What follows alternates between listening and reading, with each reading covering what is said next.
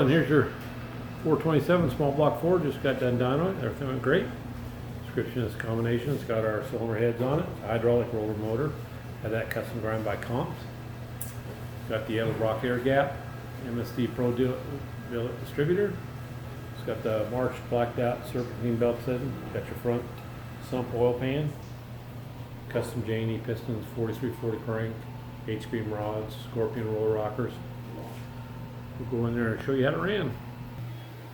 Alrighty, down to 3,000s, 506 foot-pounds of torque. Looks like a peaks torque 531, pretty good. Peaks horsepower 492. We rated 500. It's got a front end that's about 15, so everything's good. Get her off there, get her crank, come your way. Have a great day.